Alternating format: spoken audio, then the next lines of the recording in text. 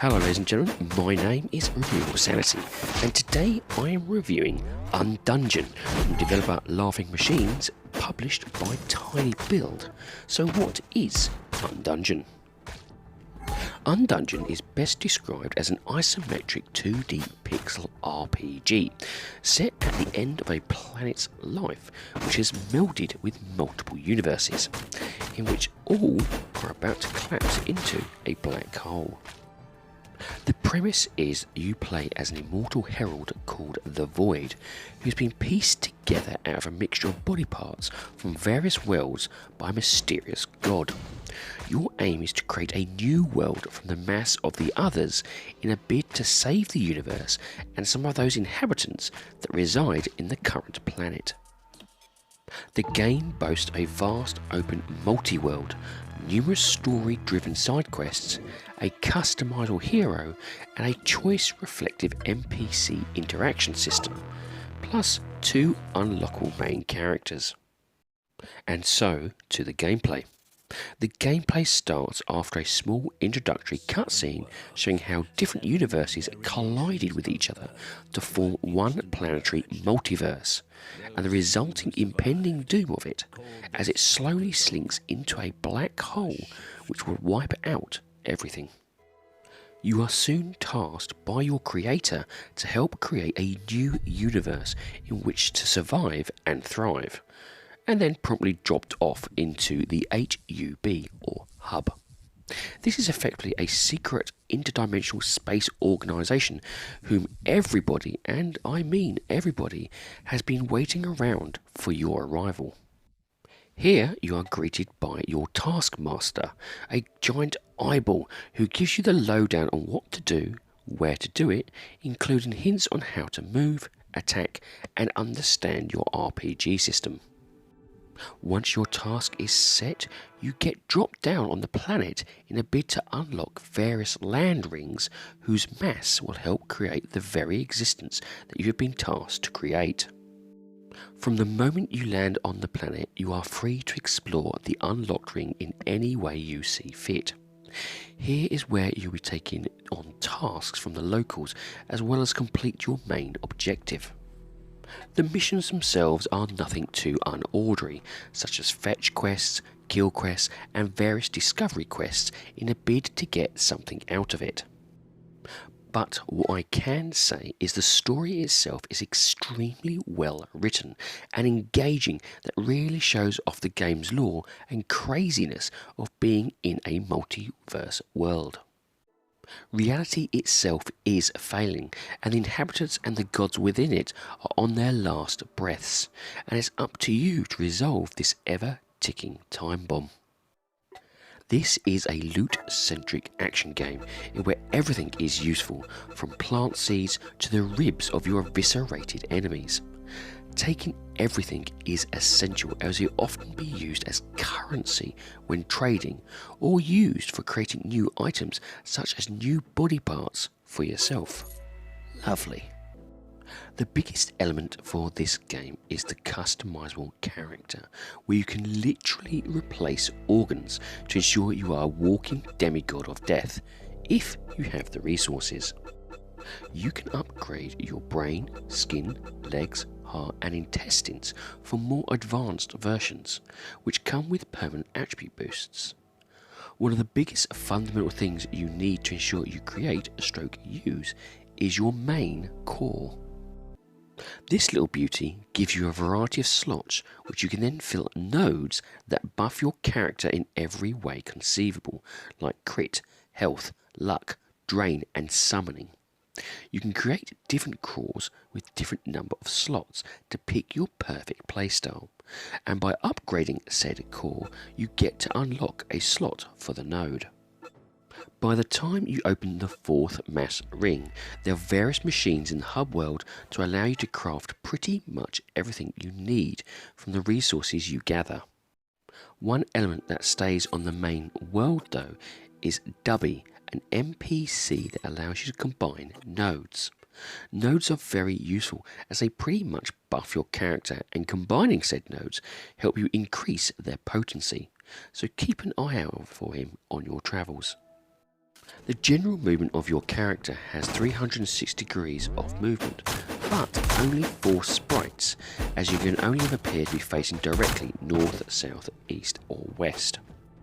This also applies to your melee attacks. However, items such as grenade and throwing knives allow you to pinpoint more freely using the thumbstick. There seems to be a bit of a confusing button layout here in terms of attacks and item gear that once you have it down works, but leading up to that moment feels a bit wrong.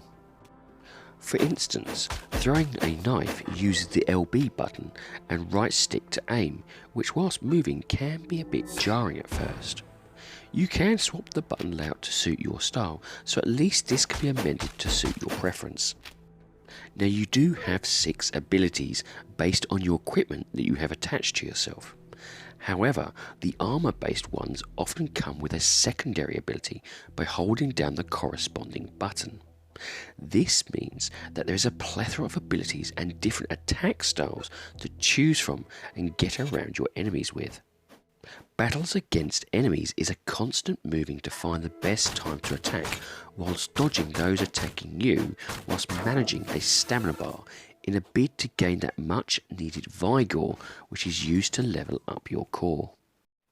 Be aware though, enemies gain ranks and become stronger with each successful strike they land on you, which is a unique way of doing things and can soon get you into a lot of pain early on when crowded with more than one enemy. However, as you rank up and get better gear, you can mitigate these issues with health on hit or when they die. But early on this can easily be something that may put players off and can be seen as quite hard.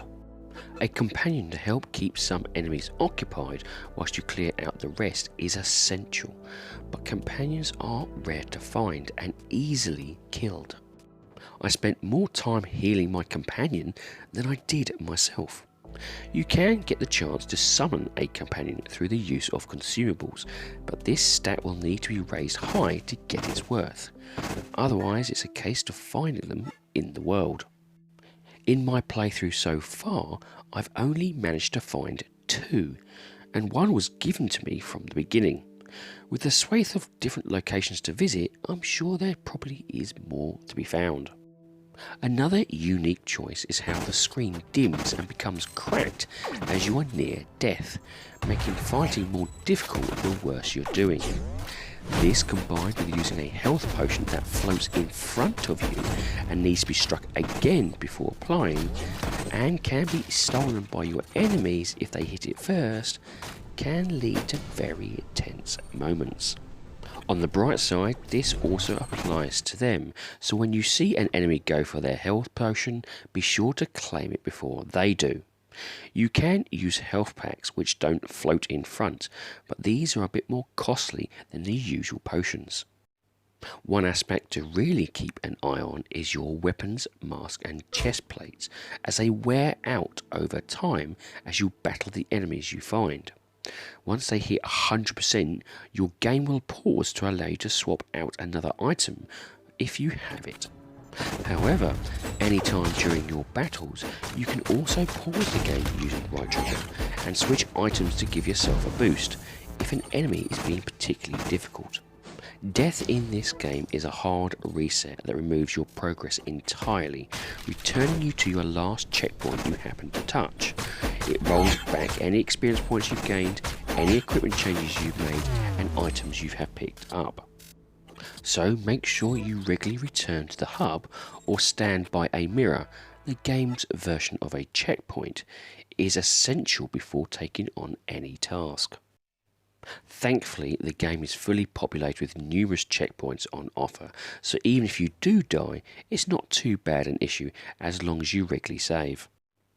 Overall though, I have to say I'm enamoured with the gameplay, though it's very much a slow burner for newcomers. It will require you to have a bit of patience and the ability to explore all elements of the RPG system to fully appreciate its wonders. So what about the graphics? The game's visual style is a nice pixel style from a fixed isometric angle. This unique multiverse world you inhabit is beautiful in all its pixel goodness and showcases some of the most amazing pixel vistas I've seen in a long time. Enemies, NPCs and general inhabitants are wonderfully created with a strange blend of organic and mechanical elements thrown together to showcase off some truly weird individuals. It's a visual feast you won't forget anytime soon, and the artists should truly be commended for their work and design. Different locations and worlds are expertly organic but horrifically twisted to ensure each area isn't just another regurgitated panel for you to converse or battle out on. Your stat screen and character customization screens are perfectly crisp in telling you exactly the information you need whilst conveying the perfect outworld looks the game's premise is going for. Now, I didn't run into any screen tearing or pop-ins, though with the game's visual design having elements fade in and out due to its premise, it would be hard pressed for me to know if it's intended or not. And now to the sound. The soundtrack here is actually limited to some battle scenes and cutscenes with a kind of cyber techno feel to it. Most of the time, sounds will be the zip of your dodge, the crack of your claws, and the crunch of an eviscerated enemy falling to the ground. The attacks feel weighty enough to convey the message of a hit, though some attack sounds can be a bit jarring when mixed with the others. There is limited voice work, this being pushed towards the cutscenes, with the main narrative being told through text-based conversations.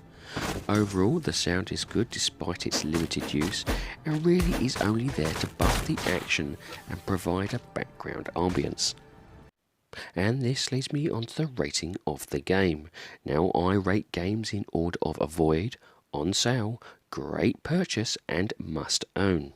My rating for Undungeon is a great purchase.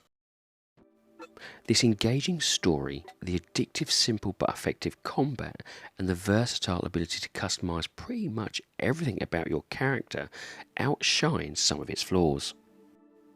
Yes, it is a little slow to get into and doesn't always give the best explanation in how to do things, but once you sink yourself deep into the game, what is here is truly fun. The game is currently priced on Xbox at £16.74, or approximately $20, and depending on your skill and patience will give you about 30 plus hours worth of gameplay. Add in the different dialogue options, different customization options, a different character to unlock, and you can add another 30 plus hours. Please note it is also free on Game Pass if you have it. Here is a game that is as unique as the premise is set in, and with a plethora of customization combined with a fun gameplay mechanics, it can really draw you in, but only if you're willing to put the time in, and trust me, you should. Well, ladies and gentlemen, that's it. I do hope you like this review, and if you do, please like, share and subscribe if you so wish.